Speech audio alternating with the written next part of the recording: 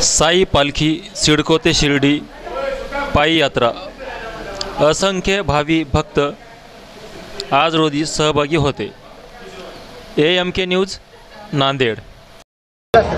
ओम साईराम।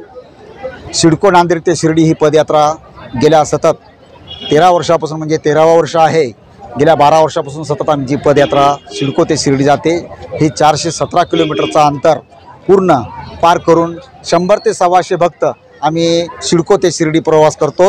या प्रवासामध्ये आम्ही आमच्या सिडको हडको या सगळ्या नागरिकांचं आणि नांदेडच्या वासियांचं सगळ्यांचं सहकार्य आहे, म्हणून ही पालखी सतत शिर्डीला जात आहे। साई पालखी अध्यक्ष गणेश जयस्वाल या साई पालखी सिडको ते शिर्डी हे आज पालखी निघाली आहे। ही पालखी सिडको हडको नगरीतून आज मरळक या ठिकाणी मुक्कामाला आहे। ती उद्या आरळला मुक्काम, नाईटचा मुक्काम आरळला राहील व परवाशी परभणी राहील, त्याच्या दुसऱ्या दिवशी पाथरी राहील। असं करत पैठण मार्गे शेवगाव नेवासा श्रीरामपूर करत ही मार्गे पालखी जाणार आहे।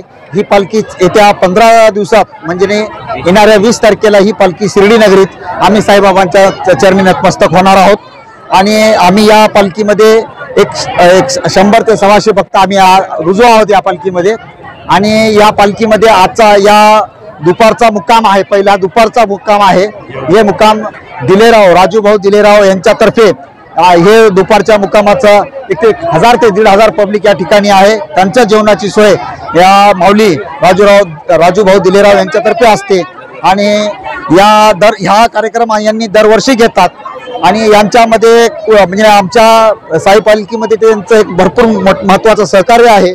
आजच आमच्या पालखीला सकाळी दिलीपभाऊ कंदकुर्ते यांचा वाढदिवस झाला त्या ठिकाणीच, पालखीच्या ठिकाणीच। आणि आपले या महाराष्ट्राचे माजी मुख्यमंत्री अशोकरावजी चव्हाण यांचंही आगमन झालं।